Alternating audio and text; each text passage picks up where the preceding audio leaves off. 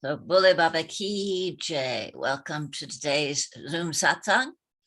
And I'm Ramloti, and I'm here in Crestone, Colorado at the Haidakhandi Universal Ashram, and grateful to be with people around the world.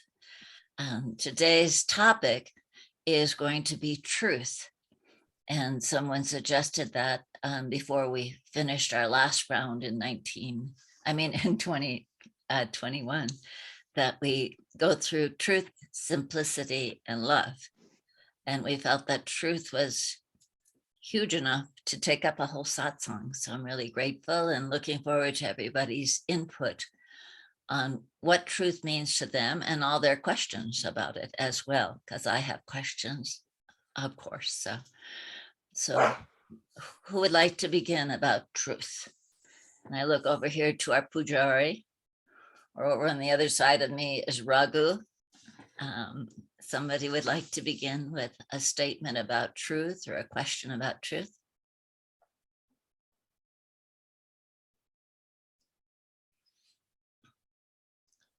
Pujari, you're muted. I'm unmuted now. Thank you, Ramrod. Well, to bring in something, it's I think that we have relative truth, which is more the realm of our human existence in which we communicate. We have opinions, we have likes and dislikes. And then there is I think the greater truth, which is a little bit in the realm beyond the mind. And that's where we try to connect with in like the divine presence, we could call it. But that's, I think, two different areas. If we try to address the ultimate truth, it is like we have to go almost beyond the mind. I just read this morning something lovely in this little booklet from Gorakhwani, where Babaji speaks to Shastriji as Kamalo. And there he said in the first or the second chapter of this little booklet that he wants to inspire Kamalo to go beyond. And he said, you have to go to cross the ocean. You have to go and leave ignorance and knowledge behind. And you have to leave behind mind and ego.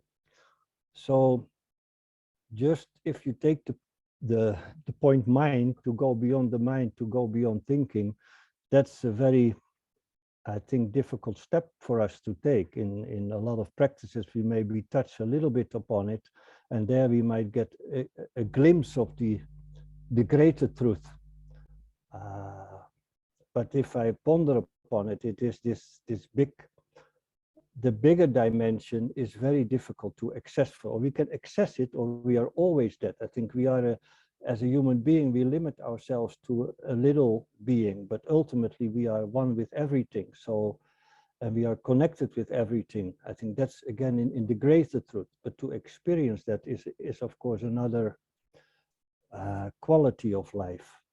And that's our sadhana is all about, that to access that field of presence, of existence, that we are not a separate human or a separate physical being with a mind, but that we are part of a much greater, all connected field of life. And I think that's more the ultimate truth, what I'm trying to point to. That's our process of spiritual development or spiritual realization, comes when we have left the little me behind and are more accustomed to live as the bigger reality. So that's my first input to ponder about, to see how other people can relate to that, the ultimate truth and our relative truth of mind-made things of like and dislike and habits and all that kind of human dynamic in which we mostly live. But I don't want to take too much words, so I would like to hear other people's input first. Thanks, Pooh. Raghu, how can you share? Through the years, it has taken so many different forms. In the beginning, I thought from, truth, love, and simplicity. Truth is to always speak the truth and to be straightforward. But that has been a process through years, and now just about anything. As soon as we start to say something or get into concepts and words, then truth is I am, and that what is. And that's as soon as we start to get any further, it becomes already contaminated. It is not really the truth anymore. But yeah, here we have to get to some sort of understanding. And then I think it is an individual process, because my truth might be, my understanding of truth might be different than from anybody listening. And I'm definitely not an enlightened soul who could elaborate on this saying from, I know. But Hiraman does, so let's him.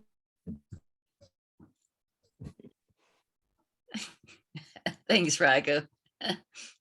Yeah, you have to unmute also, Hiraman. Yeah, right. I know the truth so well, just not the computer. Huh? Silent. I think I really, I think what both Pujari and Raghu said is, first, I don't know is like a good place to start, because we had, like Pujari was saying, we have to leave this knowledge and mind and knowing behind and be fresh to the direct experience. And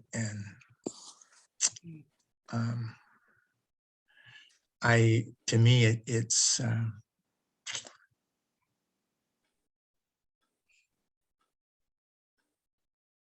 not being limited by our, to know that we are a fool or don't know, and still love ourselves as Babaji loved us. And there's a quote that I read very young in life that stuck with me for a long time. I'll probably, won't say it exactly right, but Suzuki once said, to be fooled by others is not, the damage won't be so great, but when we fool ourselves, it's fatal, no more medicine. And I think there's like Pujari was saying, there's relative truths, but at the fundamental basis is that we just have to be honest with ourselves and be open to letting the divine not only enter our lives, and guide our lives, but just be our life, as much as we can. And so I just think that Babaji always said, love, truth, simplicity, and service. And truth and simplicity are really interrelated. If we are ruled by our own knowledge instead of using our knowledge, then truth is more elusive. That truth that Pujari is talking about, the ultimate truth. So what is truth? Truth is love, simplicity, service. Thanks, Hiraman. Tina, did you have your hand raised?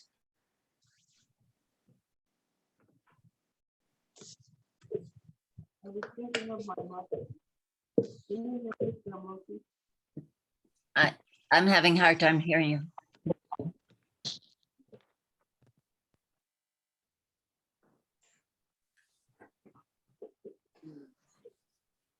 Well, Can you hear me at all now? now we can hear you. Did you have your hand raised? Did you want to share or ask a question? I did. I've been struggling with the truth and thinking about it a lot. Mm-hmm. Can you hear me? I'm sorry. I have such poor computer Yeah, connection. it's a poor connection. So speak slowly and close to your computer. My mother used to say that you had to be true to yourself first. And the acknowledgement of who you are, and that Babaji is part of who I am, is first. in understanding my truth. And I've been knowing that my truth is not necessarily anyone else, but it's finding that path of not harming anyone else and still being true to yourself. That is where I'm at right now in my understanding. So I just thought I'd add that. And now I'll mute because I'm a disaster area when it comes to technology. Thank you. Thank you, Ramrosi. Thanks, Tina. Someone else? Dion, do you have some light to share?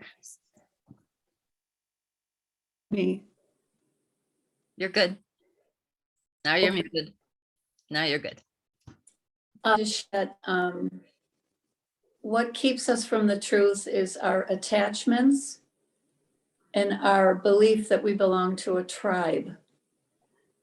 And Babaji taught me very early on about how important karma yoga. He worked us so hard till we were exhausted and we got out of our minds.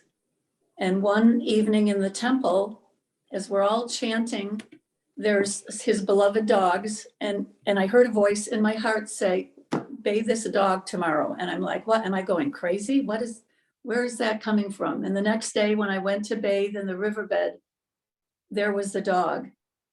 And I realized from that moment on, every message from the divine comes right in your heart, but you have to get out of your mind. And repeating the mantra, meditation, being out in Mother Nature. I just feel him all the time there. So Boli Baba Ki Jai. Thank you. Yay, yay.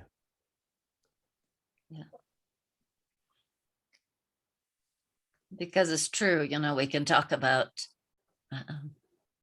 leave your knowledge and, you know, go inside to where the truth is. However, for me, I'm pretty practical. It's like, how do I do that? And I can tell you that, I guess for me, it's inquiry. This idea of, you know, why am I doing this? And a lot of times the answer is to impress somebody or to make me look good. And those are all lies, you know. The truth is I'm just me doing the best I can, or at least my truth is. And when I just show up as me, and like, I really like, you know, next time we'll talk about simplicity, how truth is really simple. And when we become simple, when we just show up and be available to whatever needs to be done without a lot of mentation going on of, oh, if I do it this way, or I dress this way, or I speak this way, people think I'm really cool or smart or wise. And like I said, that's when I know I'm lying. So it's time to do some, like Dion said, some japa or some karma yoga, meditation, something. Go out into nature for a moment and drop Ramloti a little bit. This tribe of Ramloti, and just be me. So yeah, Baba showed me that. I maybe told the story before, but you know, I'm working in the office and my desk is full of papers. Seems one of the ways I work is with a lot of stacks of paper on my desk with lots of. And I heard him coming up the stairs, and Loknath was up there, and I heard somebody say, Baba's coming, and it was not a daily occurrence, or even happened very often.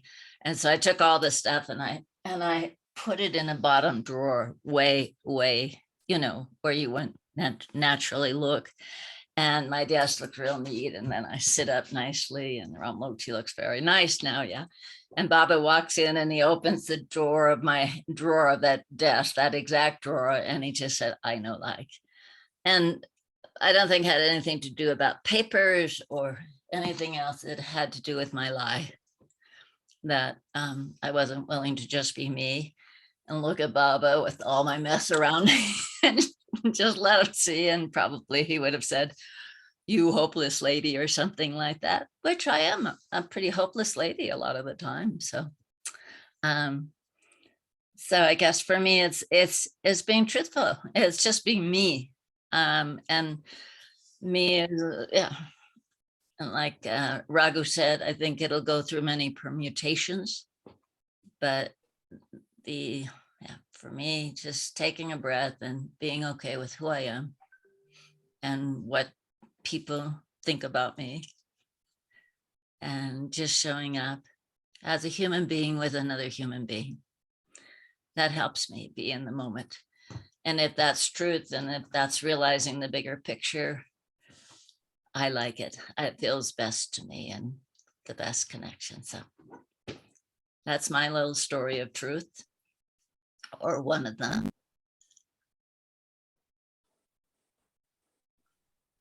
Beautiful. Pujari, I know you have some stories of being truthful with Baba.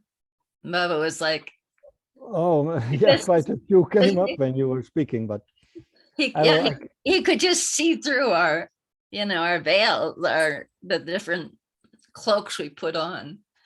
And he was so perfect at that. Go ahead, Pooh.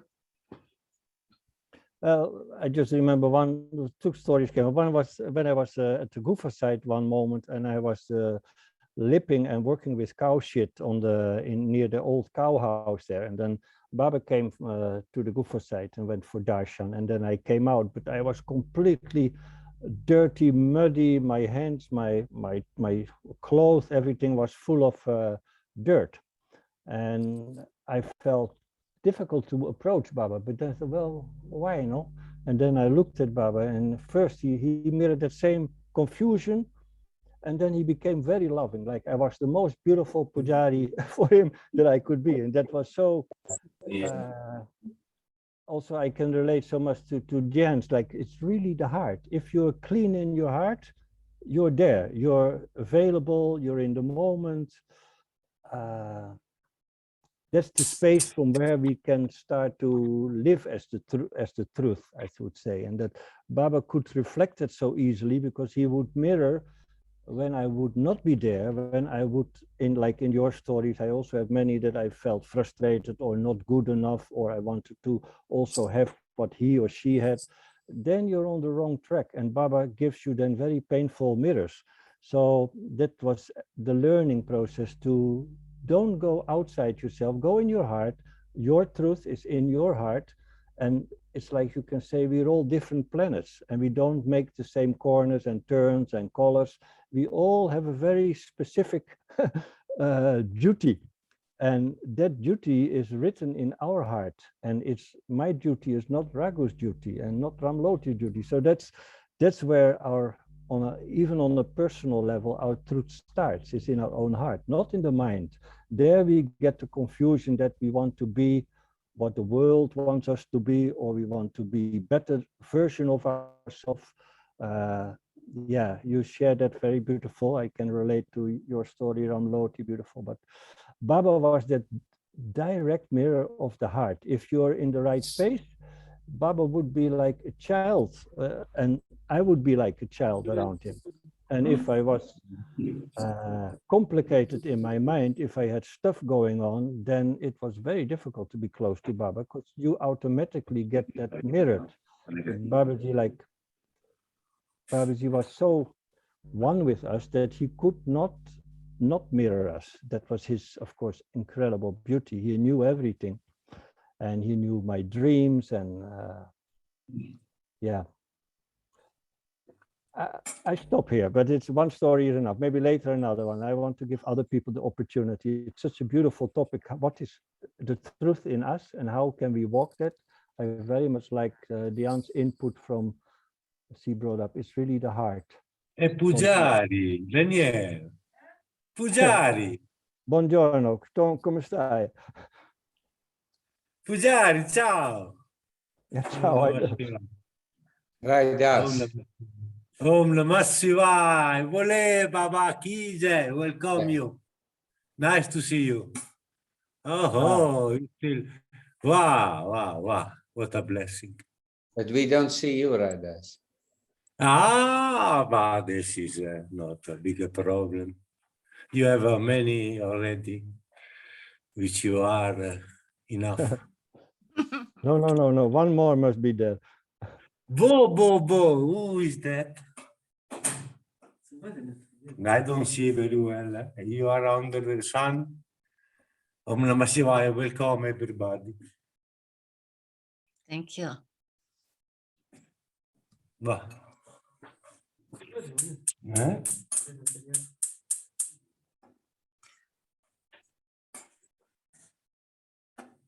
So someone else wants to share? I think, as we're walking our lives, we've probably all have had moments when we were realizing that, like Pujari said, that our mind was pretty confused or caught up, complicated. I like that word, complicated with. I just have a connection now. I don't hear what Pujari said. I am sorry. I just come to see because Daniela just now get connected. And so I just come to see what was the one who spoke. And I see Pujari. Om Namah Shivaya. Then I see Raghuveer. Bole Baba ki jai. Then I say you, Maya ki jai. All welcome. Still in my heart. Eh? Not in my life, but in my heart.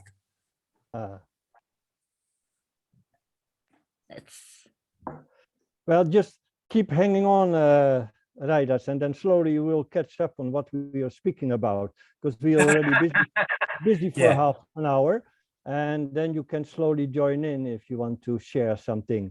But already to listen is great for me. Bella, but yeah, to see you is wonderful, but already to listen is already much, because I have to get in somehow for understand, no? Yeah. I have to listen, otherwise. Yeah, you can go on. My English is very bad, no? But I try to be careful, alert, with attention and listen. I see you, but you see me? No. I only No, see better. Daniele you have to put your video on.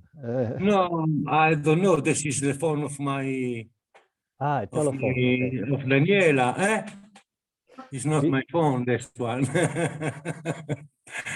But it's nice to see you anyhow. Wow, what a blessing. Om Namah Shivaya. Bye. Om Namah Shivaya. Thank you, Raidas. Om Namah Shivaya. Baba's with us. What more to say? In this time, if we are with him, we are safe. This is the truth. So we were speaking about the truth, Raidas. How do we interpret it? What is truth for us? How did Babaji teach us truth? And what is our personal truth and the bigger truth? If you want to share something, I will give you the opportunity to give some input to us from what is truth? How do you experience truth? Pujarijim, we are not speaking about how to say noccioline. We are speaking about divine things.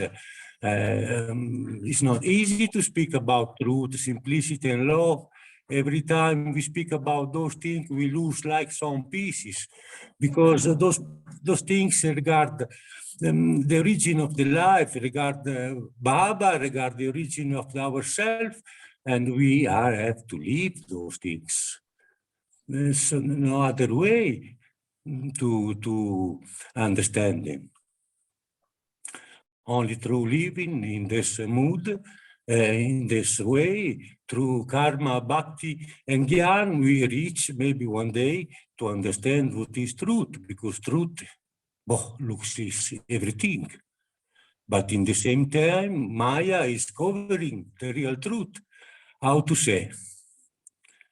There are many things to speak and nothing to speak about.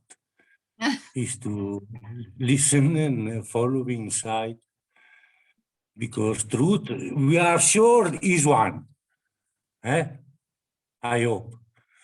But this one come many sometimes, 3, 5, 7, 9, 11 planets, universe. Yeah, we must connect with everything. This, then maybe we find through Baba the truth. He was showing us the truth, as maybe one day we also may live. And this was also for freedom. And this also for love. Simplicity, maybe. But all those things very necessary for stay with him. This is only what.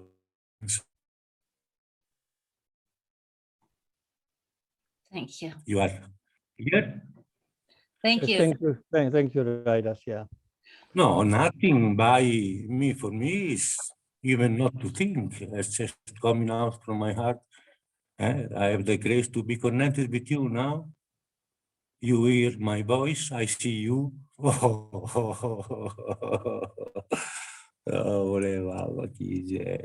Jay. We are in terrible time, but in the same time, we can be in grace. It's little Maya. And the joke of the Lila of now,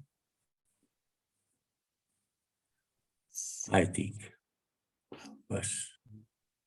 Thank you. Thank you. I received something in the mail from a Mohan or Martin in Wellington. Not sure where Wellington is. I think it's England or something. I am very sorry. I understand very nothing of. You are too much speaking quickly and very, very sweet, very, very serious English. I don't understand. Okay, well, Try to speak more slowly because I am not used. Sorry. okay, I'll do the best I can. But there's Thank you very much. Thank you very much. okay, Great. now, So, right, as I'm going to ask you if you can ask Daniela to mute right now, because there's about 30 other people listening as well. And so we want everybody to have a chance to hear and listen, and I'll do my best to speak a little quiet, a little slower. So this email came from somebody who could not be on. And they were talking about the Yoga Sutras. He's been studying this, and there's the Nigamas and I'm sorry, I don't know very much about all this, but I love this quote that he sent to me. It says, speech should be for the transferal of knowledge to others. It should not be deceitful, misleading, or devoid of value. It should be for the benefit of all creatures and not for any harm. And I think I even heard Raidas say and other people that, this idea of more quiet, sometimes it's interesting to ask, why am I even going to say this? Is it going to really support somebody, help somebody, transfer something that will be helpful to them, or is it to harm or to make me feel better? So that was an interesting thing he sent to me.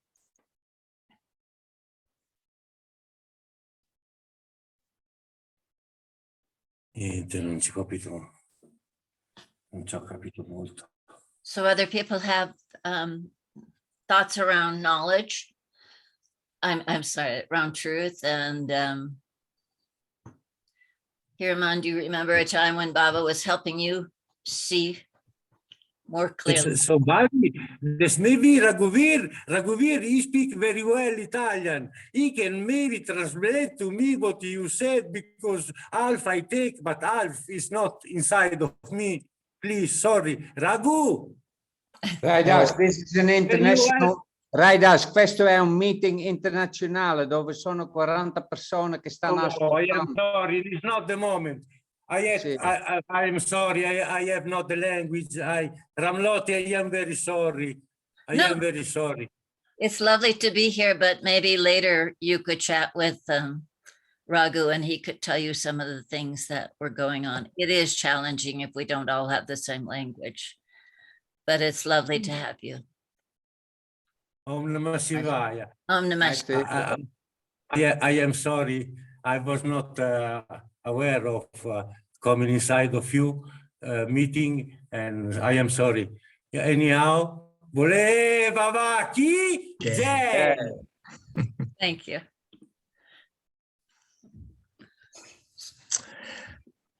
Well, I can bring Perfect. something, the beauty of Baba Ramloti, if you want to continue a little bit, I want to bring in something that you could feel with Baba, his connectedness, like to nature. And that was such a purity that Babaji lived with every second of the day and night, or you can say it's this quality of that he was living the truth. He was the truth. He was in every second connected, not from emotional situation, or he didn't have, like you say, anxieties or problems, or he was a clean, he had no story. He was a pure being, and that purity and innocence and connectedness, especially with nature and with all beings, human beings or animals alike, that was so profound to witness how Babaji was living that truth. So I want to bring this up as an inspiration. We all get inspiration by being around animals or being around a devotional group of people, to be in nature, how that helps us to, you can say, reconnect with truth. But I want to bring out the beauty of being with Baba.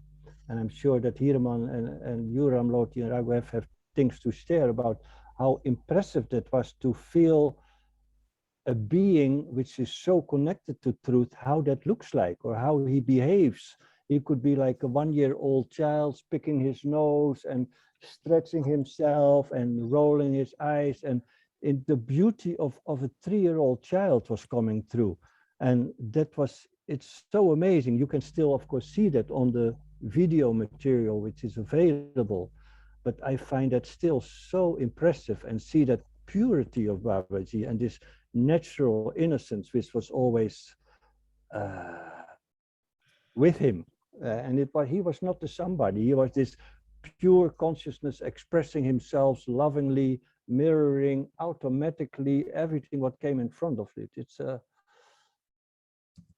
hard to express, but I want to bring that in, how Babaji lived that truth and how that touched us, our hearts, and how Babaji also communicated that truth you can only find through love, through your heart. But maybe Hiraman, you know something to pull in this topic, how Babaji was the truth or lived the truth. How was that? Yeah, and it was no big deal. I mean, what Babaji did, the most profound moments, you'd have this big realization, and then Babaji would just, in a glance or a smile or just acknowledge, and also be saying, you know, like, yeah, it's really simple in a way. It's when we make things so complex that the truth can elude us, just like our brother that got on here and just spoke from his heart. Just, you know, it was beautiful. Mm-hmm. And we can't, I remember a time I started thinking about when we'd go to Vrindavan, sometimes we'd stay in, for Guru Purnima, we'd stay in the Hare Krishna hostel, and because it was cheap and close by. And one morning I was there and about to leave, and one of the people living there was talking about how Krishna takes the cream of the crop and that Shiva gets the dregs. You know, he was kind of proselytizing a little bit. And I just started laughing, and it was like this, in a way he was partially trying to be insulting, but to me, it was just this really lovely thing that I could be happy being the dregs and this motley crew that we are, and just be free to come from the heart, and I just thought, I started laughing, and he just, thought it was even stupider probably, but it to me, it was like so obvious that it's better to be to just understand that we do foolish things, and that we are all of our knowledge can only take us so far, and it's the just fundamentally coming from our heart, and being aware of our failings without shaming ourselves, that is way more important than the delusions of thinking that we know it all. And it was kind of a profound moment for me. I was walking the temple scene, and as when I came into the back of the temple, Babaji was there, and he just beamed at me, like Pujari was saying, how he just could give you in a smile, like all the acknowledgements, and just that, hey, yeah, you got it this time, And it was just, in my time with Babaji, it was always the simple moments that were the most profound for me. And, like sometimes I would ask him questions, or sometimes, so many times I would think of these questions in my mind, and I'd be formulating them in Hindi, thinking that, and just when I was about ready to speak, he just turned to me and totally gave a detailed answer, or a smile, or just, he would answer my questions always, almost like 90% of the time before I even uttered them. And it was always with love and simple, just, he didn't, even when Shastriji would speak, he had so much knowledge, and yet he never let that knowledge limit him. His heart was the knowledge was wonderful, and yet what we all love about Shastriji is just what a beautiful and incredibly beautiful heart he had. So that's the heart of the truth in the heart. Yeah, beautiful.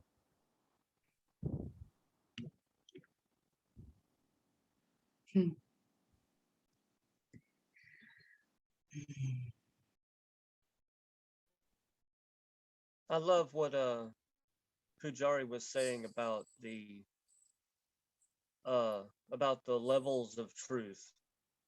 That you have a personal truth, you have a truth that you have from perspective, and then there's an eternal truth. There's something that you can't comprehend. There's something that you're not aware of, and it's really karma yoga, that allows you to get out of your ego and kind of tears you down to your core truth, where you have to let go of all these other things, like Ramlati was talking about, all your dressings, your idea of somebody else's idea of you. It's the most false thing you can imagine. The working of that karma yoga is very profound, and one of the magical mantras is Om Tat Sat. If you just focus on Om Tat Sat, especially while you're like having to deal with people or deal with other situations, Om Tat Sat, I am that, I am that thing that I don't understand. I am that rich person. I am that poor person. I'm that dog. But on a grander scale, I am that mountain. I am that river. I am that storm cloud. It expands your personal humanity. It expands your awareness of yourself. It shreds away those limitations. That's kind of what karma yoga does, but karma yoga forces you to learn who you really are. It forces you to learn your limitations. It forces you to learn what you're good at, because you're never going to know what you're good at until you get in there and dig it out. But the higher truths, the unknowable truths, Shastriji was very clear about, and Babaji said this all the time, that I am Babaji because of Om Namah Shivaya. And it took me a long time to figure that out, but I've lived a whole life of it now.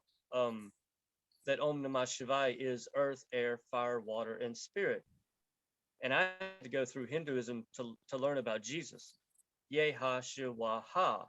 That it's this profound alchemy, the real magic of what we express in Arti, where we give the water and we give a piece of cloth for the air, and we offer flowers for the fragrance and the sound, the smell, and then we offer and we given for the divine to live on. It's our process of trying to understand this earth, air, fire, water, and which we're spirit, right? Offering back the earth, offering back the fire, offering back the water. This connection, this profound connection that's so above everything else. That's what Babaji was. That's what Babaji's purpose is to, I see Babaji kind of like with a stick, fiddling a crab up out of the sand. And we're the ones who have dug ourselves into the sand because we think we just want to be who we are, but we don't know who we are. We don't comprehend that we are all of us. Babaji was very, very, very clear. We are one humanity. We're a single family. We are a single person living in thousands of different lives, millions of lives. And that's so outside of what we can comprehend as truth because of the layers of our truth that we bury ourselves in, right? So, yeah. Thank you. Yeah, thank you, Frank. Raghu, does something come up for you? No, I'm realizing that I'm really spaced out. Still, it's this hospital experience that I'm trying to follow everything, but it's not always easy. Some people I cannot follow it just to things don't really come up at the moment. Sorry. And no story where Baba helped you see See what? the game you were playing at the moment? Your story? Well, it doesn't really come up at the moment fresh in my memory to word it at the moment. That's fine. Yeah, sorry. Happy you're there. I know you've already explained that the medication and stuff is not an easy, particularly at 10:30 at night in Thailand. So thanks for being here, and jump in if you feel. Okay, thank you.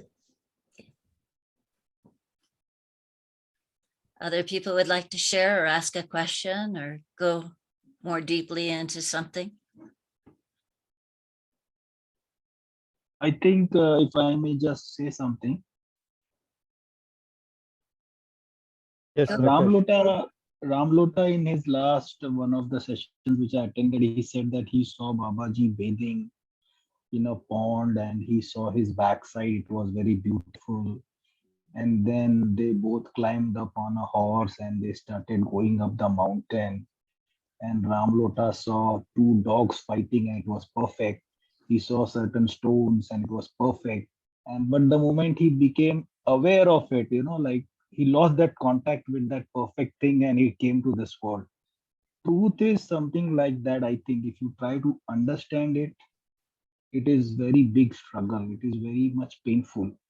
At the same time, if you kind of assume or, are convinced inside you that you already know the truth, then truth is very simple to understand. But if you try to understand it, it is very painful. It is a mystery which if you try to solve, it is never ending. It is like a whirlpool which you will which will never conclude. So if you try to understand it, it gives you pain because you're trying to solve something. But if you within you, you know that I know the truth, then it is very simple also. Both these things together is a lot of confusion. It is a big mystery, but I have not seen Babaji. Babaji has not told me what, I mean, whatever he has kind of conveyed to you. But these are just my thought that truth is a mystery. If you try to solve it, it is very painful. If you assume or are convinced within you that it is, you know it, then it is simple also. Very mysterious. Thank you. Yeah, I'm touched by what Frank said about, and also Raghu speaks a few times about it, about that we know what Frank was saying. We don't realize who we are. We don't know who we are. And our ignorance is keeping us very steady in place in our opinions about ourselves, who we think we are. That is a very big obstacle. But like Raghu, how did you say it is?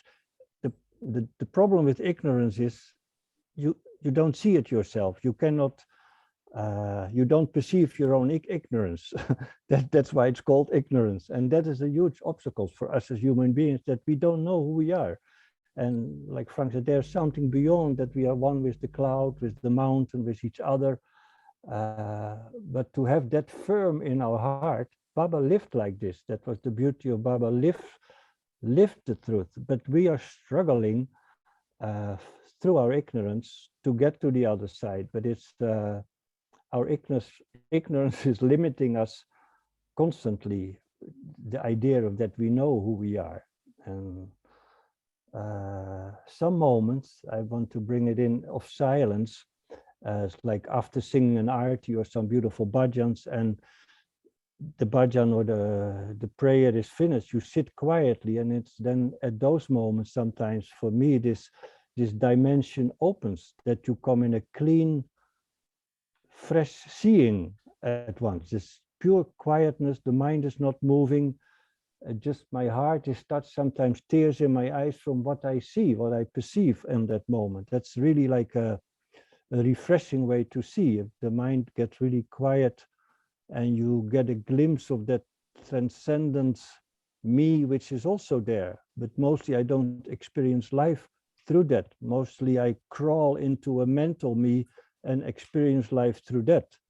But sometimes the deep experience of silence, it can be after a fire ritual, it can be after a bhajan, that at once I look without lenses in a clean way, and then life is very different.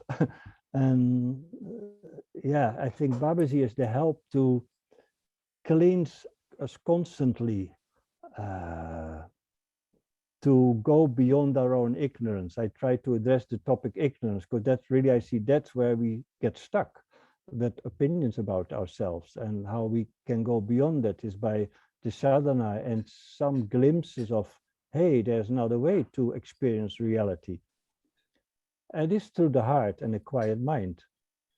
And there are different ways to get there. But the beauty of being around Babaji was, he was always there. And he showed us that is living the truth.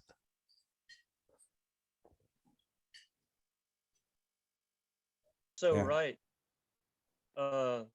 My mother was a scientist, and the most important thing that I probably learned is that observation is everything.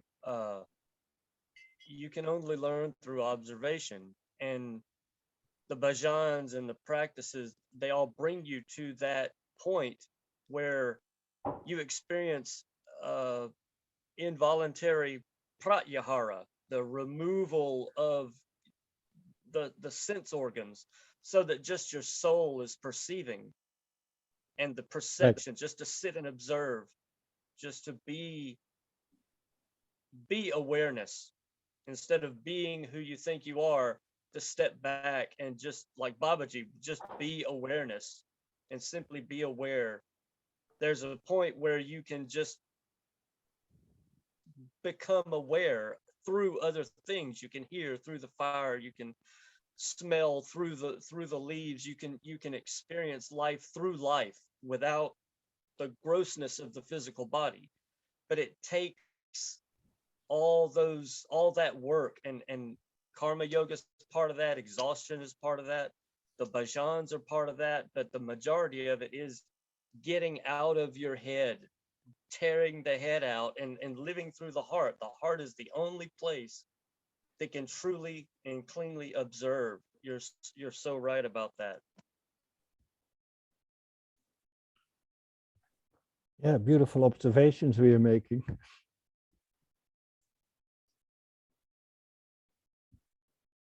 Jason, let's address somebody fresh. How is truth in your life interesting, or what you find interesting in this satsang? You have to unmute if you're going to say something, Jason.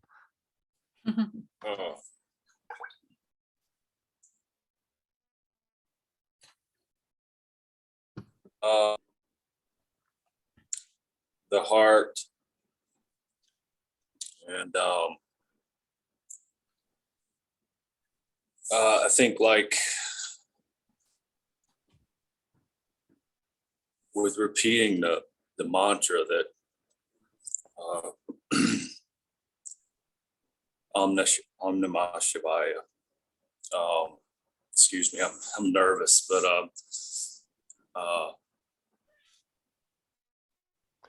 I don't really understand what that means, but because of that, it like neutralizes my mind, and just repeating it and just listening to the sound. The sound doesn't care what my mind thinks.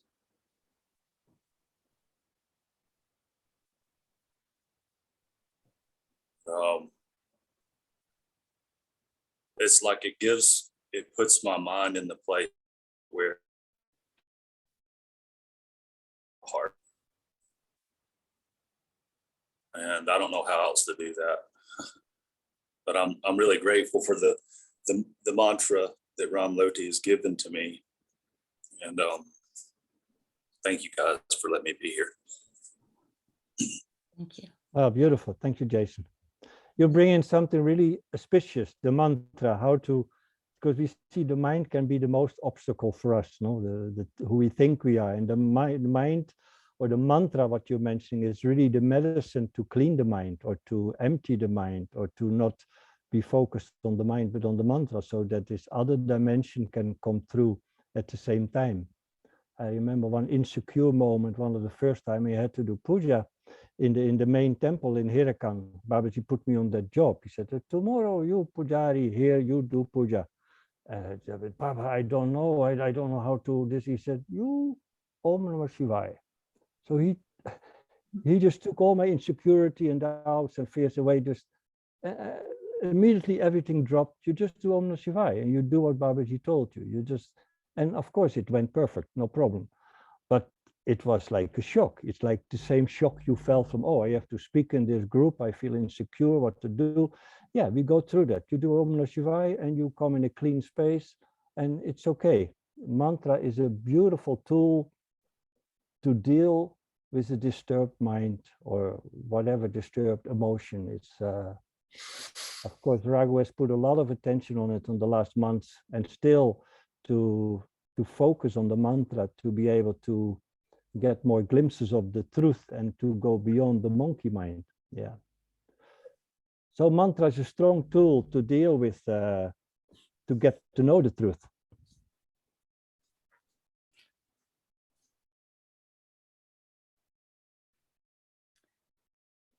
Any inspiration? Jason, if I could share what you told me yesterday or the day before after fire ceremony. So Jason's been up here for fire ceremony now 2-3 mornings in a row. Brand new to all of this, but taking it on very seriously. And he told me, is that okay if I share what you told me about the judgments that came up at the fire ceremony when 2 other gentlemen were here? It's better. fine. Okay. Yeah, he said, you know, at the fire ceremony, I saw these two other young men, probably in your age group, and they were new, somewhat new also, doing offering. And he said, I had judgments about how they were offering, how much they were offering. And then he went to the Om Namah Shivaya.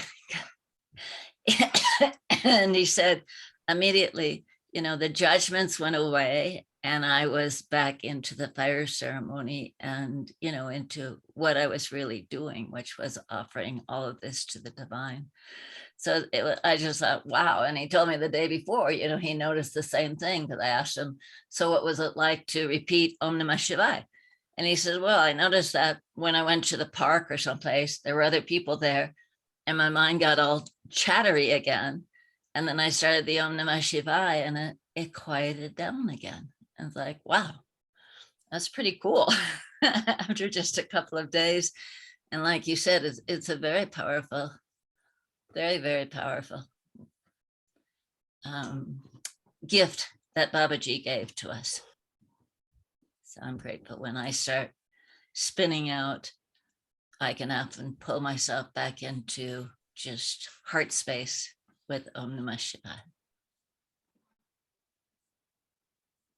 So at the park, there was the specific thing that what I caught myself was I was commenting on the dog poop, and I was just like, it's just the nonsense that my mind will comment about and continuously go off into all these different directions, and I'm like, really?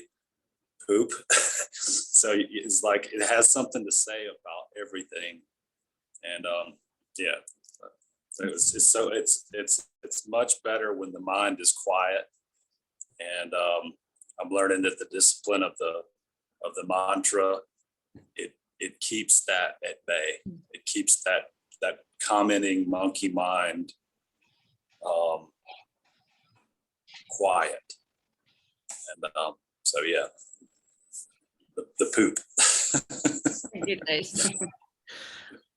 Does anybody else have that experience that the mind has something to say about everything?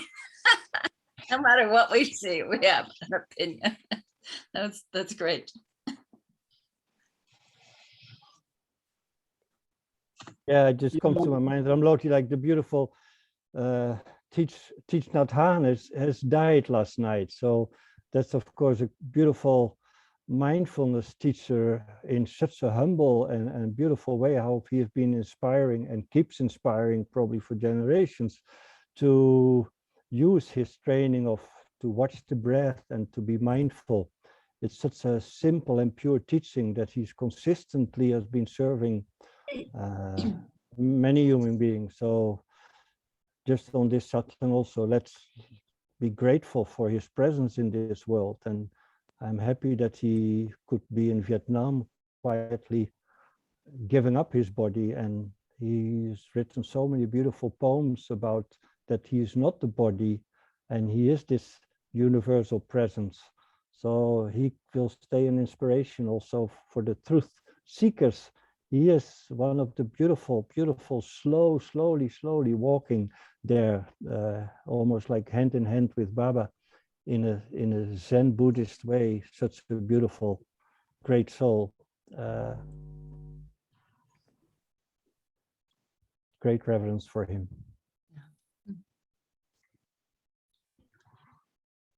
It's already a great step ahead if we're talking about the mind now, that if we realize that when we are not the mind, that we realize, because we actually act all day long from our mind and thinking that we are our mind and stuff like that.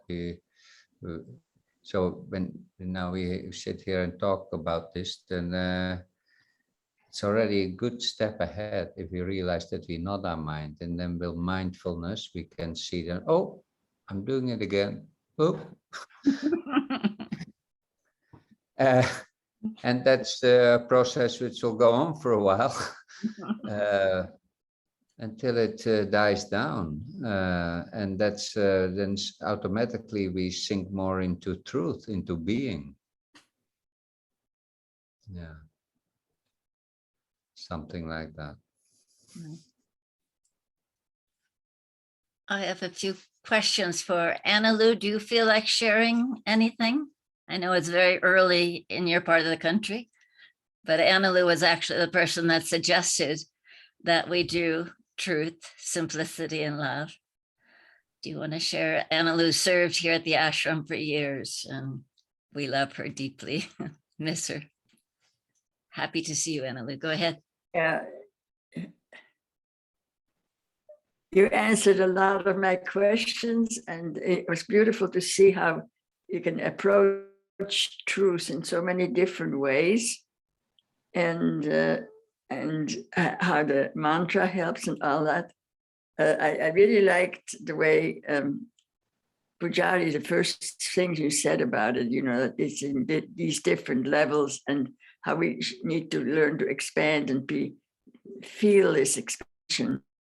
And the world, but I'm inching toward that, thinking that I'm really just nothing in that big picture of things, and trying to let go of any kind of attachment of being in a body, or being other than being connected to everything, nature and people and things, and beyond that.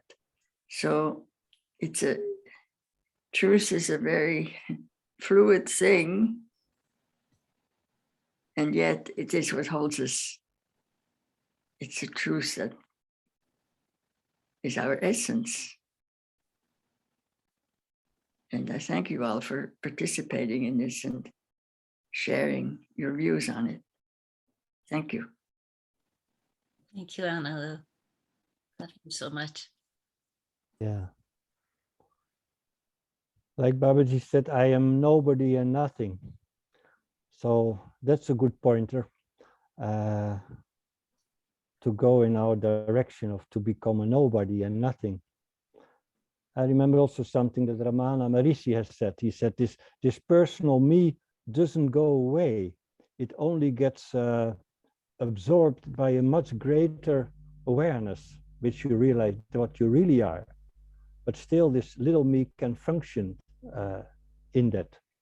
That I find also a very helpful vision of that we don't have to die as a person. We just understand who we really are. Is a nobody and nothing. But that's, of course, the whole process of our spiritual development or spiritual discovering what we really are. Tarun has come in. You're late, Tarun. He's been here for a while. Tarun, do you want to share something? No, not just yet. Sorry for joining late. No problem. Lovely. Good to have you. Rudransh is saying on the chat that he wants to say something about Babaji. Rudransh.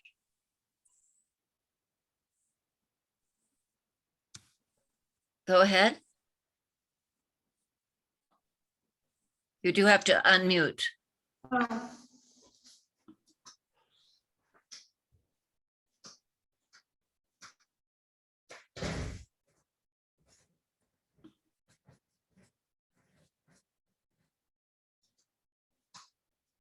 Rudransh, can you hear us? You have said something on the chat. You know a little bit about. There you go. Please. Hello. Hello, I am Rudransh father. My name is Sandeep Bharadwaj from Delhi. I I know about Babaji something else and other stories or spiritual knowledge about Babaji. I know little bit of knowledge of about Babaji. So please tell me about Babaji.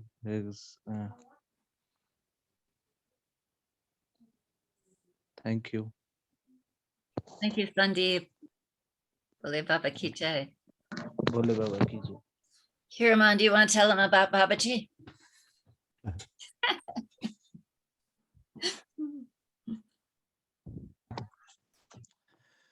Babaji is love, truth, simplicity, but love.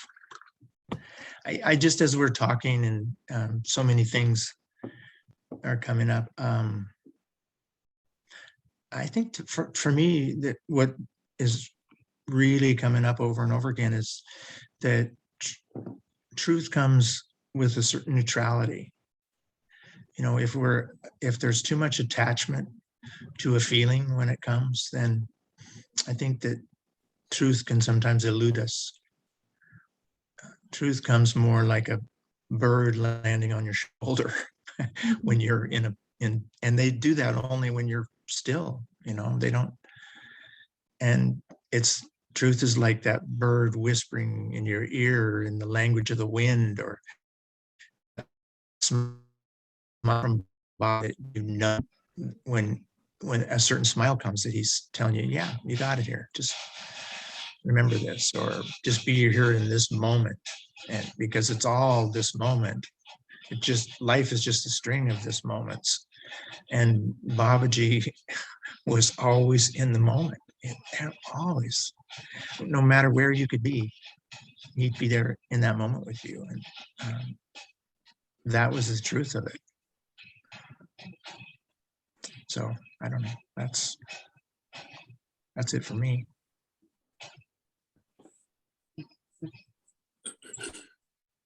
The bird analogy is really beautiful.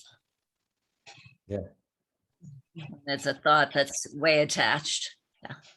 Because we were talking about, I think Frank was sort of saying this a little bit. Frank, would you like us to call you Shastra?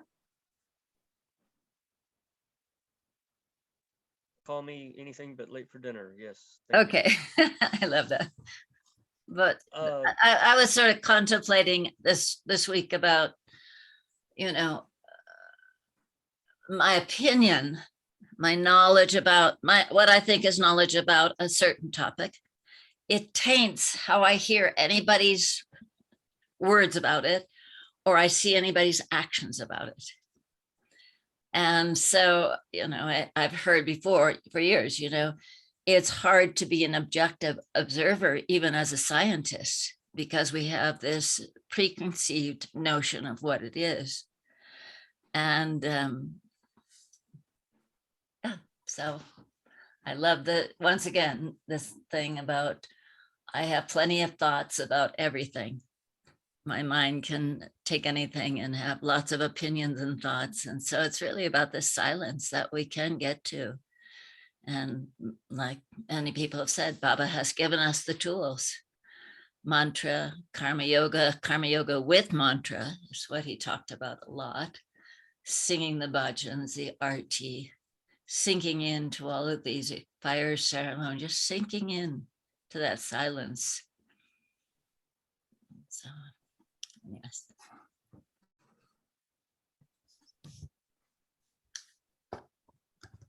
Other people have questions or comments?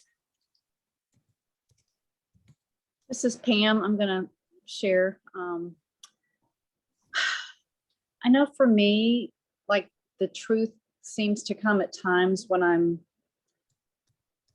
well, biggest lessons around truth, I should say, when I'm sort of attached to going or doing something or had a plan. And sorry, I'm nervous too to talk to you guys, but yeah, so it brings up a lot of just challenges to handle that conflict. Like, well, I was going to do this, and now my heart said something else. And anyway, I'd like to hear if people have experiences with that. That's been a real hard thing for me. And I liked what Daniela said when he came in. He was kind of just amusing to listen to, but he said this, to stay close to Babaji, this is what you have to learn, you know, or this is what you have to deal with. So that really spoke to me. So I feel like with a lot of my devotions and everything, the morning goes great.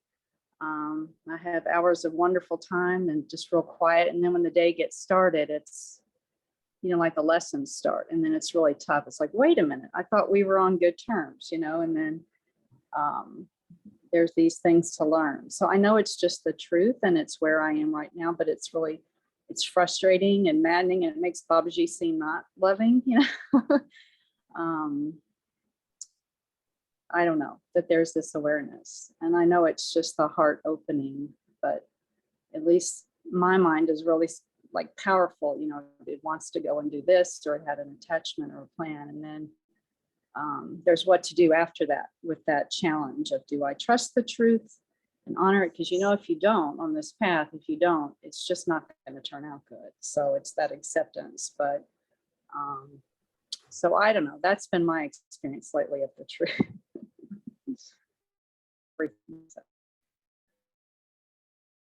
More accepting. Anyway, thank you. Thank you. And Tina just wrote, that's also my experience.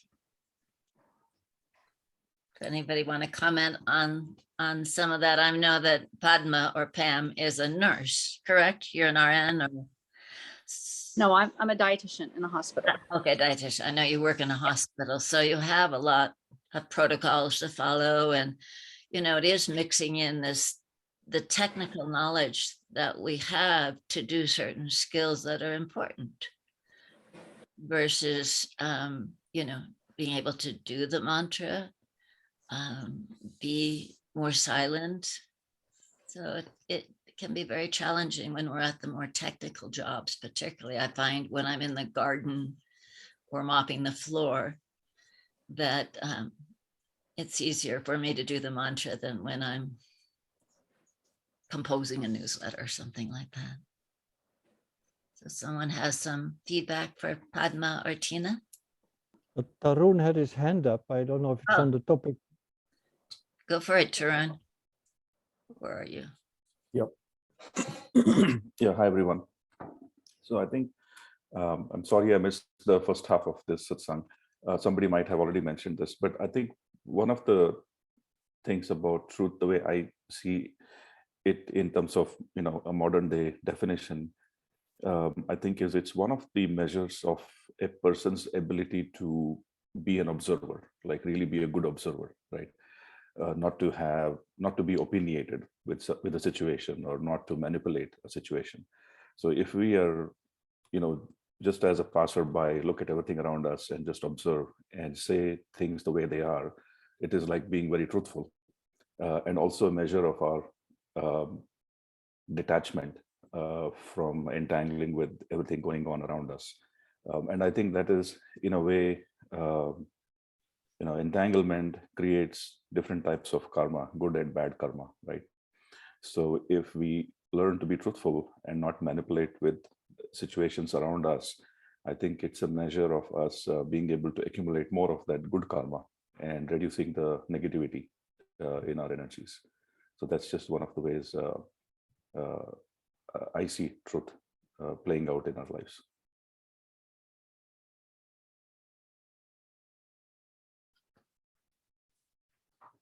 Other feedback or questions?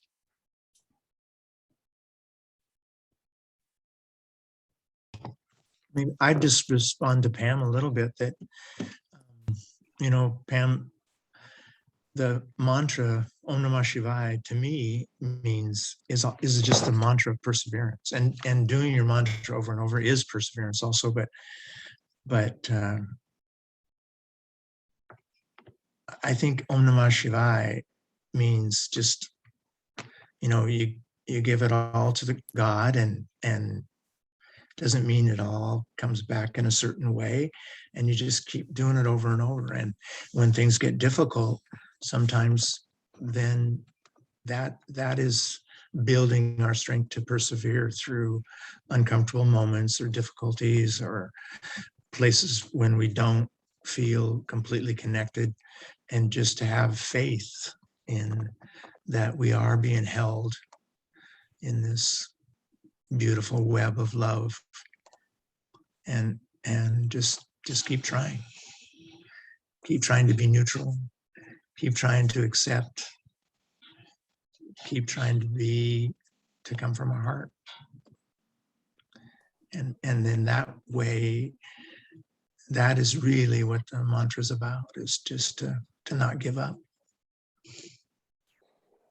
Nice. Tina, Yeah, I can Tina relate writes, it. If you, just one moment. Tina writes faith. So like you were saying, faith that if we keep going, we will get guidance. And I was just going to say to Padma and everybody, if there's an opportunity in the middle of an 8 or 10 hour day of work to take 5-10 minutes of quiet time to do your japa, you could take a walk with your mala, sit in a chair somewhere quietly, to bring that back in, sometimes breaking the big, long, day that can be really full of busyness and responsibility, with a quiet time might be helpful too. So, excuse me, Pooh, go ahead. yeah, I was relating also like to Pam, that there can be moments of intense, like struggling of in life, whatever topic it might be, on my personality, or that I don't like some part, or I don't like, I still have these problems, and I would really feel it looks like I have to solve something in myself or outside, and it's not going to work. So faith is the thing. You better, like Tarun said, detachment is a great sadhana. Just try to detach, even if you are struggling. I know Babaji was not struggling, so it's not the way to go to struggle. But when I'm in that mood that I feel that I'm struggling with a part of my personality, or with things that needs to be done, or I don't like the way it goes, and it upsets me, or it makes a lot of emotional movement and mental movement, I at the same time know I'm in the wrong place. But I want to solve it myself, but I cannot. So that's a very difficult position I'm in. I hope I'm relating to you, Pam, that it's this struggling with things in life, or with the personality that can come up in certain parts, can be a very frustrating game for us. And it's not who we are. And I can see that, but I cannot, like Tarun said, we have to detach. Yes, that's the exercise. But sometimes it feels like the problems are bigger than my quality to detach from it. And that is really painful for us humans, that we can feel we are stuck in something bad and we cannot get the car back on the road because we have 4 flat tires. On that moment, it feels like I have 4 flat tires and I can have faith, but I don't get this car going again. And 3 days later, I'm rolling and I didn't do anything. It just went by itself. That's the magic maybe of the word faith. Just hang on, better do your mantra. Don't believe we are stuck in our own ignorance. If that's why I get Babaji in there. Babaji was never stuck. He was never, didn't have a problem. It shows we don't need these problems, but I know how it feels to have 4 flat tires on a personal level and say, I'm not gonna move anymore. This is never gonna work. I really lost it. That kind of deep struggling that we can experience as human beings. I think we can all relate to that. No, it is, yeah, faith is a good one, but also detachment, what Tarun said, is a beautiful one. The mantra, just the wind will blow it away, and then, like said, the bird will come and sit on your shoulder again after a few days. You just have to hang on and don't believe it's really you. And I think that's the clue. We too quickly identify with the movie that goes on, which we take, this is me, but it's not. And after 3 days, you see, oh, mamma mia, how ignorant can I be? And I'm such in a joyful space again. Balance and equilibrium, like Tarun again, detachment is very difficult, but some moments I know in my own life, I could not detach, and I wanted to detach, I cannot, it's just impossible. It's just too big, 4 flat tires, no way I can push that car. Yeah, human dynamic. And at the same time, God is smiling in the sky, and he will send the bird sooner or later. And Leave wrote, truth is trust in Babaji and ask his help and surrender. He will help. Om Namah Shivaya. Mm.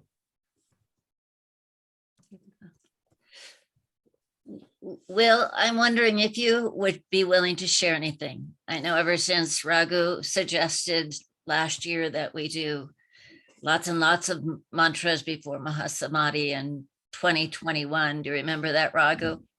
It was actually the first satsang we had. I think Will picked that up and started doing it and has continued, and it's really grown into a big practice. Would you be willing to share some of that, Will? Sure.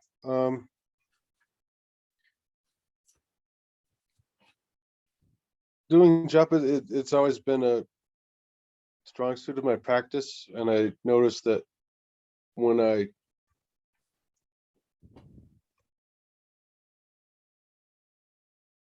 You have to unmute, hon. sorry. Go ahead. It's the day just seems to go by very smooth. I was talking with someone one time, and I told her about my practice, and she said, when you chant Om Namah Shivaya that much, you have automatic accomplishment through the day. Automatic what? Accomplishment. Mm. And things do just seem to gel and go together smoothly. But I wanted to say,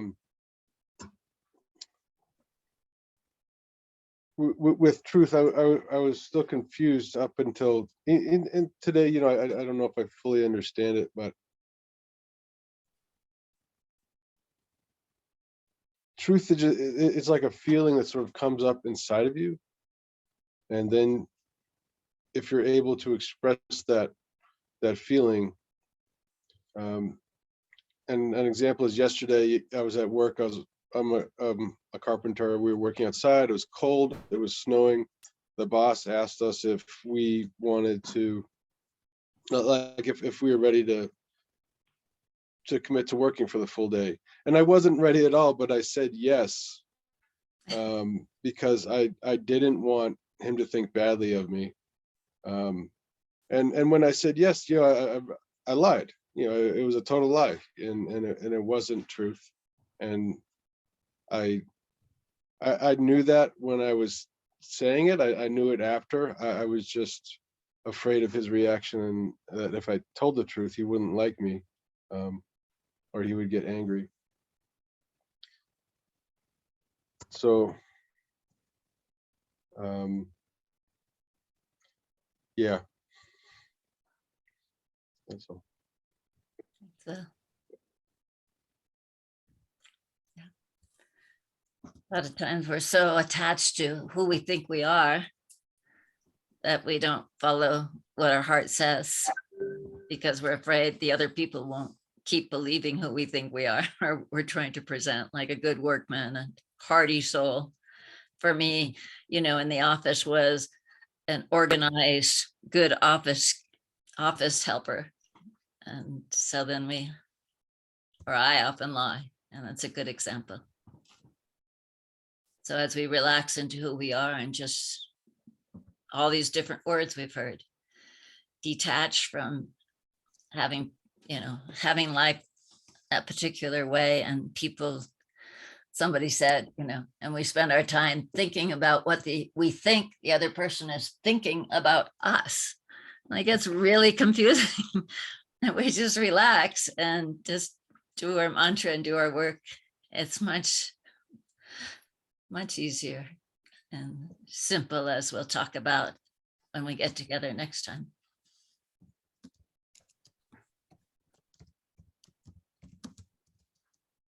Go ahead, more questions or comments? I think something that just comes to my mind is that there's a difference between neutrality and detachment a little bit, because we can really be engaged in the world and not be attached to outcomes and things. And with neutrality, and we don't have to really detach to do that. We just have to be neutral. Does that make sense? Yeah. Yeah. Mhm.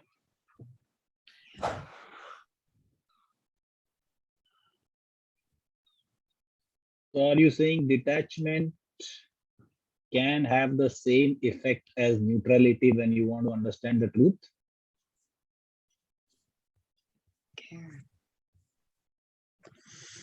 Yeah, and also sometimes we can become attached to being detached. So,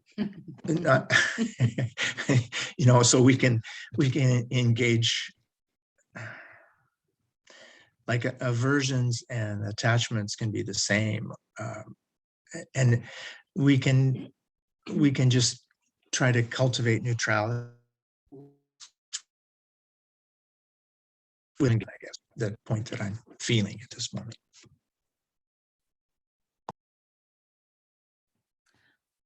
I often use the word curiosity, being open and curious. I teach parenting classes and things like that, particularly as a parent, rather than, see the teenager coming home a few hours past curfew, rather than having a set agenda and you're going to teach this person something, being curious first.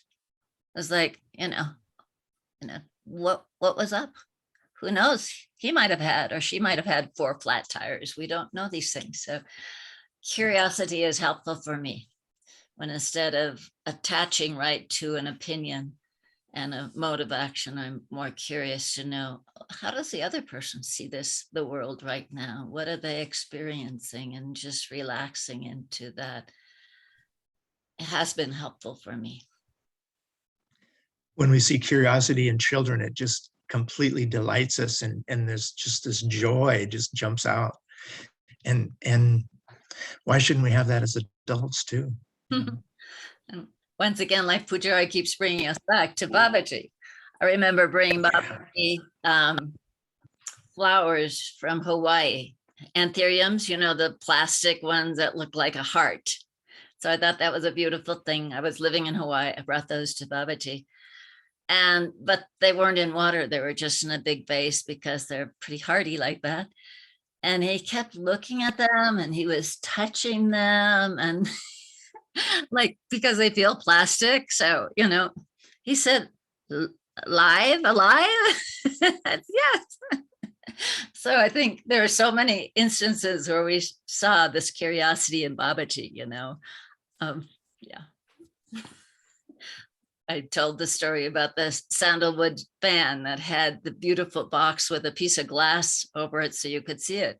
He was more curious about the box and why they would box a sandalwood fan in this particular way, and then I said he made it into a pair of glasses for a villager who didn't have good vision. And so curiosity is a beautiful that I saw with Baba all the time.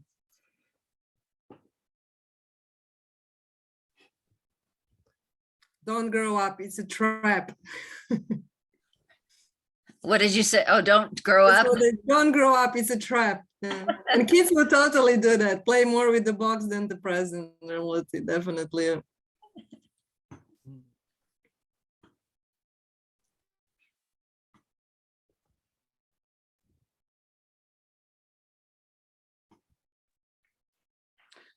So maybe I can share something.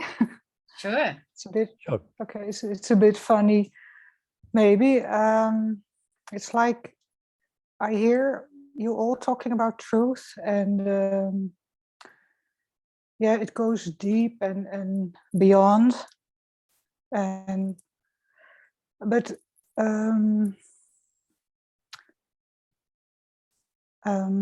like I started realizing what Babaji gave us, and somehow I have a kind of a made for myself, not in real, but a kind of a toolbox, precious toolbox. So in it is everything he gave, not everything, but what works for me. So that is the mantra, the Om Namah Shivaya, but also his face, some pictures and padukas as they are in the Kutir in Holland. But there's also a tool that when I found out what Pujari said about the absolute truth, that we are that. And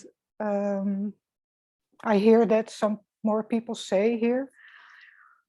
And I found that out, but it's quite hard to understand or to live. And then you think, okay, sometimes you get a feeling about it when you are in arti or you do a lot of japa, you know, but then I found out that the truth, there's this ultimate truth, but it has many forms. So then that was for me totally put tool, because then I realized whatever I see or do, when I connect to this, it's okay. It's okay what comes or what happens, or, you know. So then I started doing that. So maybe in challenging situations, I thought, oh, I don't know how to handle this. I maybe panic inside. I think, oh, I make this movement to this truth. I'm absolutely sure that is the truth, that there's only this ultimate truth. And it quiets down everything, and it gives so much trust, and immediately energy changes and the situation changes.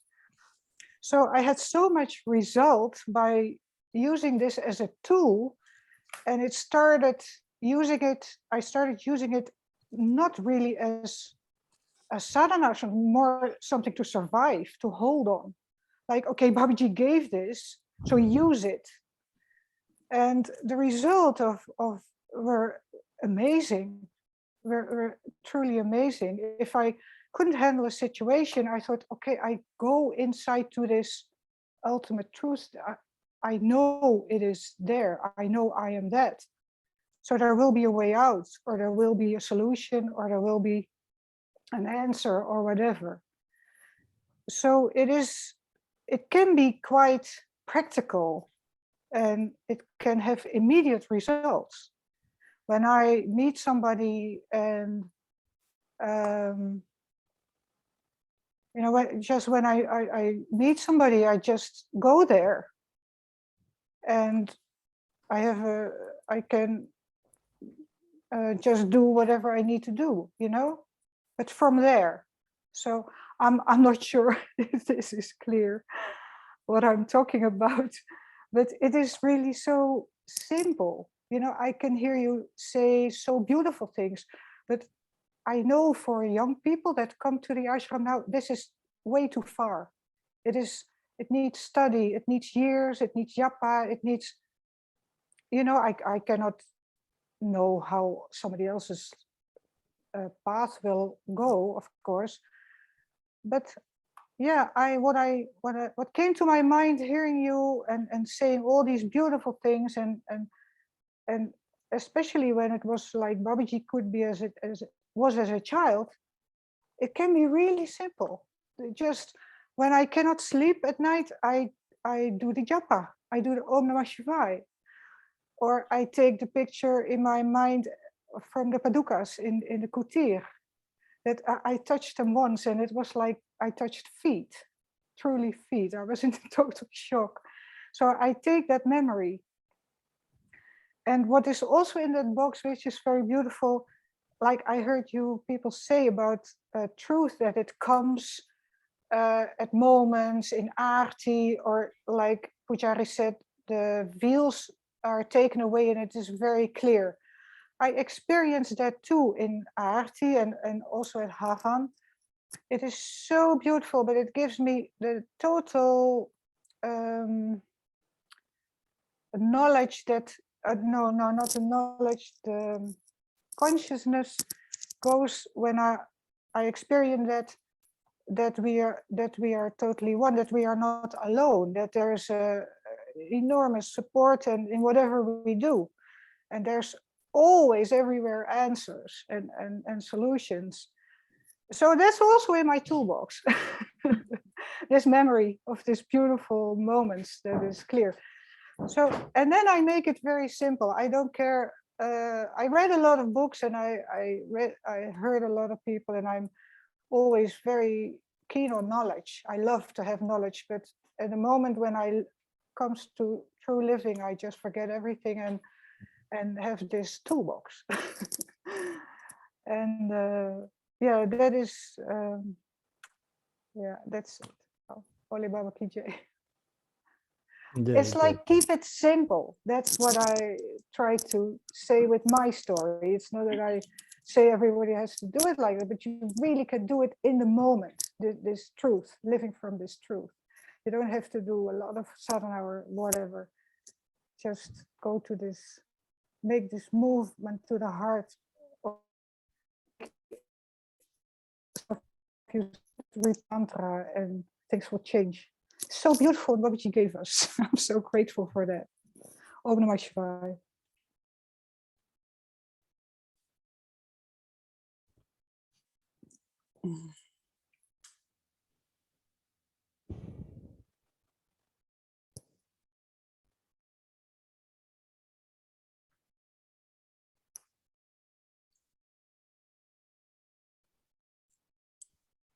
Monica, we didn't hear you for a long time. You want to say a few words about the beauty of truth? Yeah, actually, when Anamai spoke, I thought, oh, this is interesting. So about the box, because you get sometimes a box when you are in troubles from a therapist, which you put tools in it, which you can take out when you are in trouble. And this touches me, that you have inside the mantra or the karma yoga, or that's a good picture, actually. I can make a Babaji toolbox now. Yeah.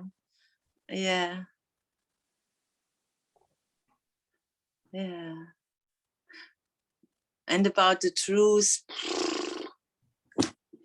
and it touches me also when I was a young devotee in the beginning, what this young guy said. I forgot his name, Frank, because in the beginning it was I was the 5th time or so make pranam to Muniraji, and then I had so many thoughts and I was so ashamed of myself. So I told another devotee, don't go to pranam anymore.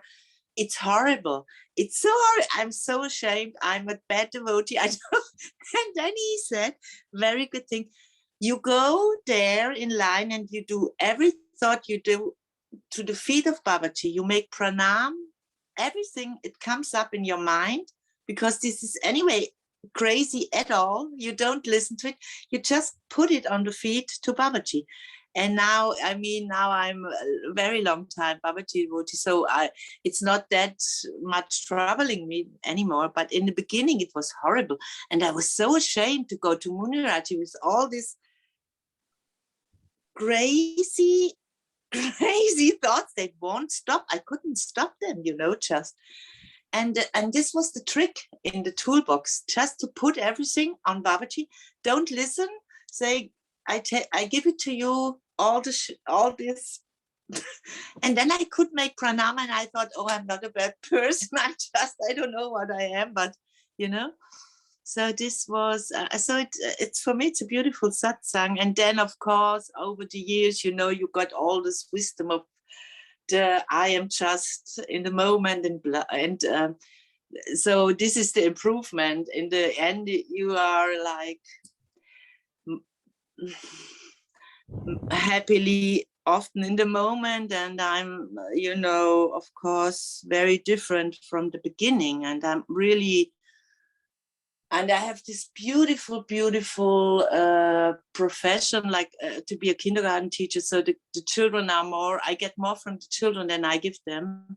They are so in the moment and happy. And it's so, sometimes I just get like crying. It's so wonderful. Life is sometimes so wonderful and so easy.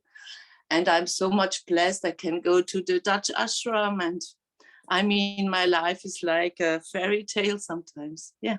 That's really true.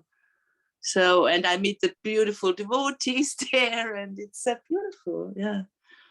And then the children, they are so much in the moment, and they are like, what is the word, Ramloti? You know, they are wondering about everything. They are like, oh, wow, Curiosity. wow.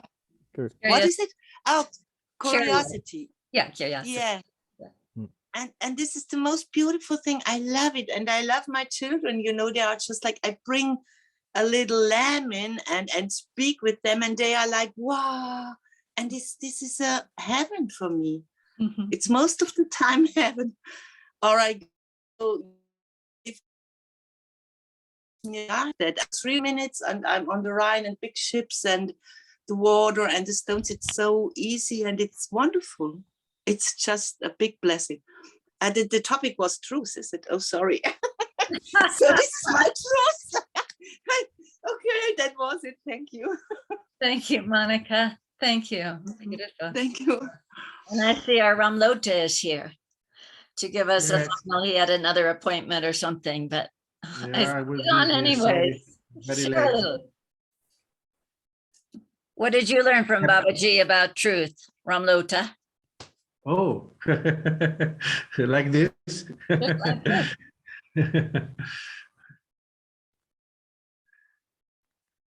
I have no idea in this moment. Let me give you some input, Ramlota. We spoke a lot about the beauty of Babaji, how he was the truth with all his innocence and beauty, and how he related from the heart with everything, was not troubled by any mind or mental situation or concept. He was free like a bird, mirroring automatically what came in front of it. So he was living the truth.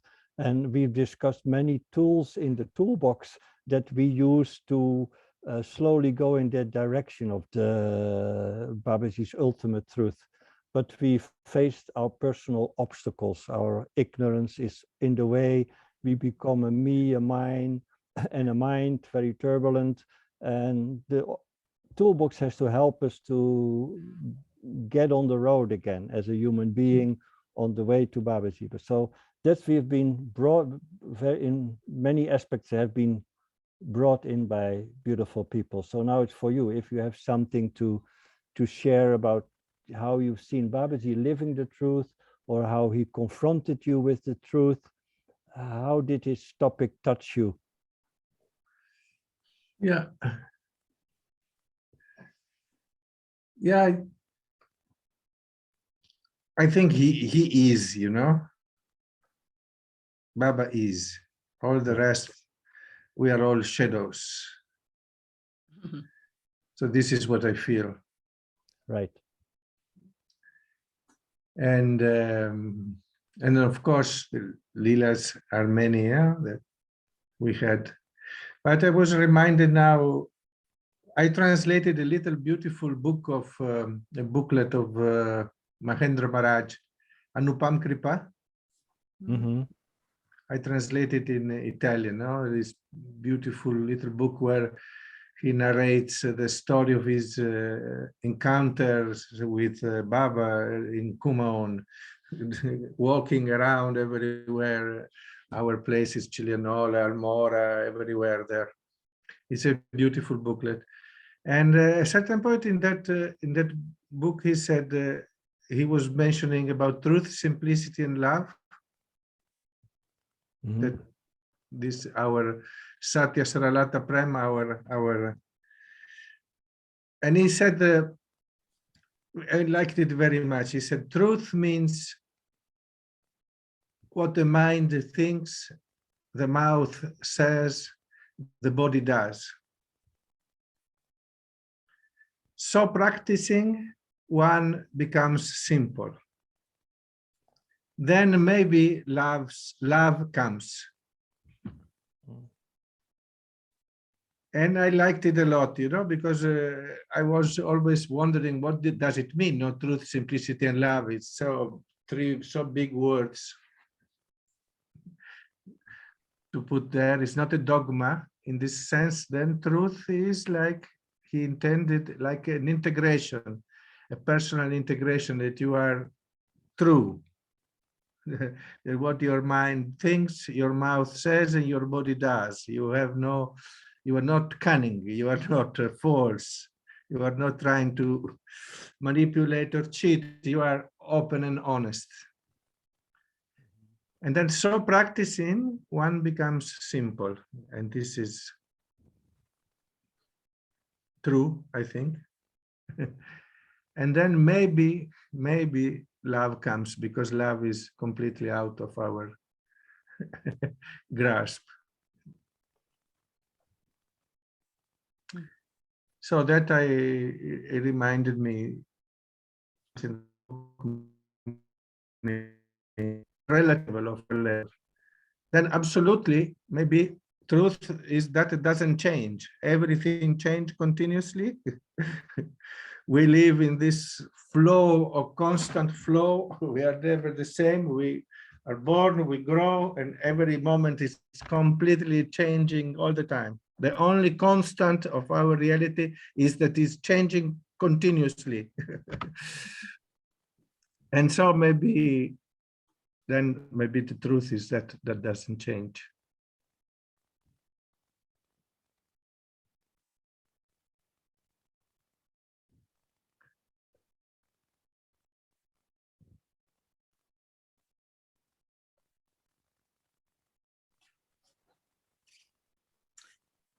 What about when what you feel inside, Ramlota, or anyone,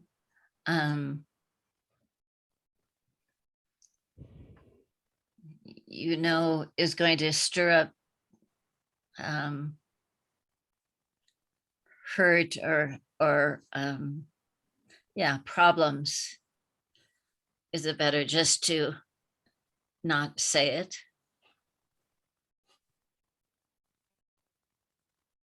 I didn't get it. Oh, what, when you feel something inside, perhaps about another person, and yet you know that they're not going to want to hear it or be able to hear it.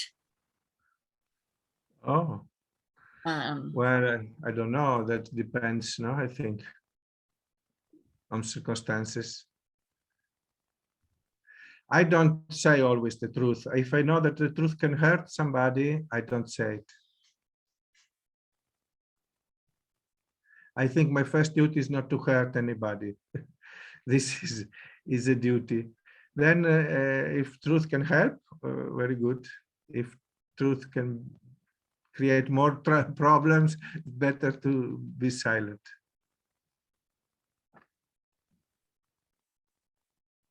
At least that's my approach. Maybe I'm not so. I know I have friends that are more direct, more brave than me in this, more tough also. And it's also good that, you know, we all have our nature, our way of going. Can I ask something to Isabel? But that behind you is a picture of Chilianola. You are not actually in Chilianola. No, I'm in Switzerland. Okay, that's what's so beautiful. I was saying, ooh. Okay, thank you. He's lying. I just pretend to be in Chinalio. See, I even can't say the name. Next time I put, I don't know, somewhere else where I can spell the name. Okay.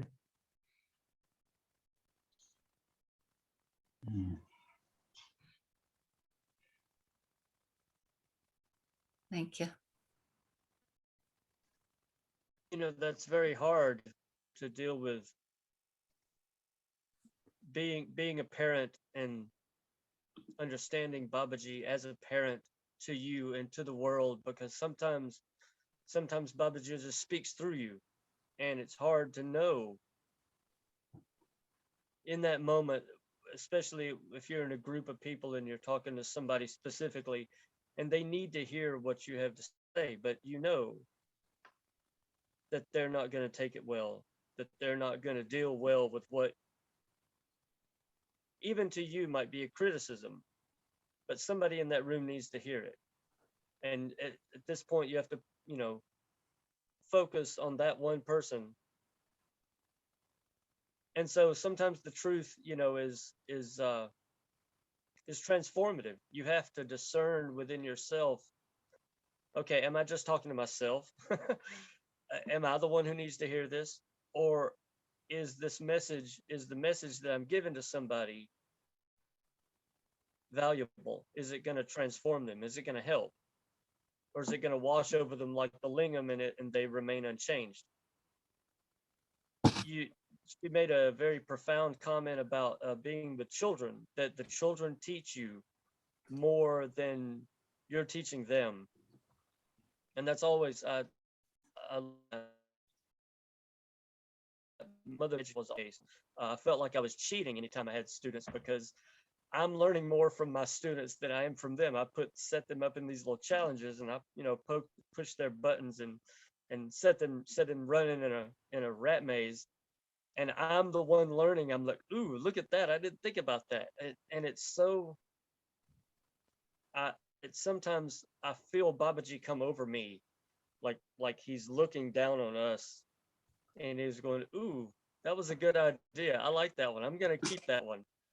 And so you feel these moments of inspiration that come in you, but it's the release, it's the letting go, it's the getting rid of the ego that allows you to get into that, because your ego has an agenda. You know, it's part of who you are. But if you forget who you are and get lost in the process, that's the purpose of japa and all these other practices, is to wash away who you are and get engaged, become part of something bigger than who you are. But hold hands with somebody else, and all of humanity, all of us together, do something that's real, because each one of us, we can do nothing. But when we hold hands with somebody else, when we're together, that's the only time anything gets accomplished. I think that was Babaji's real lesson, was that each one of us are only a piece of the puzzle, that we can't do it alone. None of us can do it alone. It's only when we join together, it's only when we let go of, oh, I've got these limitations. Well, that doesn't matter. I need you right now. And so you're more valuable than you think you are. I love the story about faith, where she was talking about this little box and all your faith and all the tools in your faith, that you forget that you have everything you need. Babaji is trying to teach us that we have everything we need. And even though there are no, you know, 4 flat tires, that doesn't matter, because right now you're where you need to be. You need to experience having 4 flat tires, so that when somebody else comes along, you can go, I've got this, I figured this out. But it's only together, it's only helping each other can we ever accomplish anything. We're all lost by ourselves. Right. What came up with me when Ramlota, when you were speaking, like I love it the way you say that truth. If it would hurt somebody, I wouldn't say it. I think I also have that attitude. It is not used, no. But at the same time, came up to me that being in front of Babaji was not afraid to hurt us terribly on an emotional and a mental level. But the trick was there was so much love behind it. There was so much trust in him, and like an unbreakable relationship was already there. So he could do that because there was so much love and trust there, that I knew that he knew me better than I know myself. So whatever he did, it was for my benefit. even if it would hurt me. Even if he would give me 4 flat tires, I know that was the best thing that could happen to me, because I would get up on my legs and be a better human being. So I think I can relate to Ramlota, but at the same time, if there's not love in a relationship, the same, no? Between man and woman, if there's a lot of love, you can say the most difficult things to each other, which otherwise with normal people, you don't say this, because there is not that loving connection. So it would hurt the person. But if you can go deeper in a relationship, like with Babaji, he would bring the devil out in me, you know. He would really send me away. You have no faith, go your country, you're hopeless. So he would really break this personality down to pieces that you couldn't find it anymore. And then you were reborn into a fresh state, and like nothing happened. You were perfectly accepted. You didn't have to go anywhere. You didn't even have to go away, but something had to be crushed. And that's on the Baba could do that. But that's not often in our capacity to treat other human beings like that. Babaji was extreme. What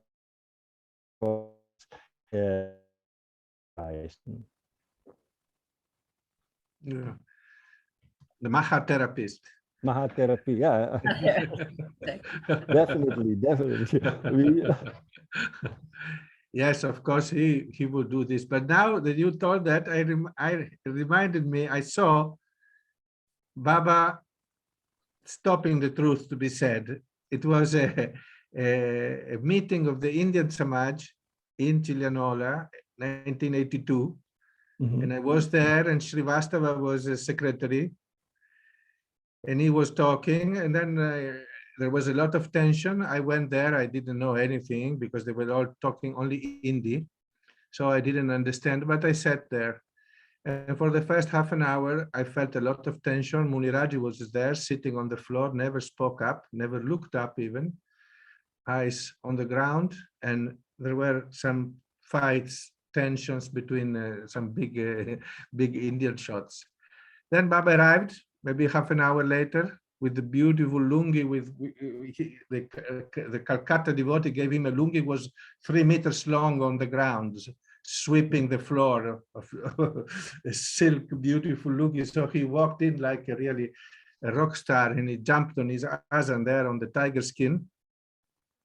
And then all the atmosphere got lively, and Srivastava started again to speak. And there was Joshiji, the one with the nugget trumpet, who started to tell him all the horrible thing that he had done, because I knew also he had done some horrible things, Srivastava. And as soon as he started, Baba turned to him and said, don't speak. And then Srivastava got very nervous, and he came back to talk to Baba personally from close, and he had his pen, and he was tipping his pen on the tiger skin. And so Baba very gently said, please don't make a hole in my tiger skin. Anyway, for that meeting, in that moment, it was good not the truth to be said. Right, if it's for you know what I mean? So Baba, I think, knows he was pushing when he knew he could push. He sent you away with telling you, you have no faith, go home, because he knew that you would have come back. You know, you were already back. Yeah, but I think that because he did that, the truth became very clear. So Babaji, what I know from the stories, I didn't meet him, but I think he created always these situations in which the truth could come out. Not by saying the truth, but just creating these situations to put the people in all these spots. So they reacted and responded to each other, and then it happened. And I so strongly feel he's still doing that. Sometimes I overlook a situation. I think, oh my God, Babaji, what are you doing? You know, this is so challenging.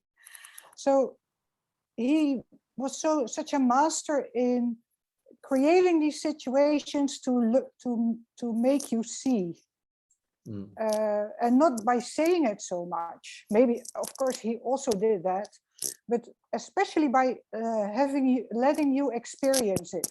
And that is very strong teachings, because you really feel it because of the situation. So I really love that way of teaching. I love it. And I see in the ashram still happening a lot. I think the ingredient of love, like Pujari was putting out there, is probably what's the most important thing, and that we own, you know, that even if it's an inspiration to say to Pujari something, you know, that I would own it. It's like, Pujari, what's coming to me is that maybe you should, you know, get some extra spare tires and keep them in your trunk for when you have 4 flat tires again or something like that, but that it's coming from a loving space. And like you said, sometimes you know that it's not gonna go well. It's not gonna help the person. Or you're not able to say it without judgment and opinion. So there, I think that it's a very important thing for us to look at. I often pray to Baba as I'm talking to somebody. It's like, you know, what do you want me to say? Or should I say anything? And by God's grace, often I hear the quiet space of perhaps some wisdom. So it's a path and a journey. And I'm glad you were able to get on for a little bit, Ramlota. Yeah. Good to see you. Yeah. It's almost snowing in Cisternino, so it's a big adventure. Oh my gosh. So for everyone, will be 2 weeks until we have another one. And it will be on simplicity, like you pointed out so nicely, Ramlota. As we learn about really living in truth and what the simplicity of truth, that then we can become more simple in our lives, that perhaps we're actually... That was Mahendra Maharaj. It was not, not my... That you quoted, We know, you shared with us. Yes, I shared. That'll be our topic in 2 weeks, is simplicity. Okay. So something for us to focus on and think about for 2 weeks, and then we'll reconvene. And I personally want to thank everybody, because I learned from each person today. So thank Right, same here. Beautiful. Yeah. Thank you. Thank you, Ramlota. Thank you very See you much. in Thank you all. 2 weeks. Love, true simplicity to all. Stay simple. Right. Very simple. Babaji. Jai, Jai Baba Ki Jai. Oh, no, Jai. sure.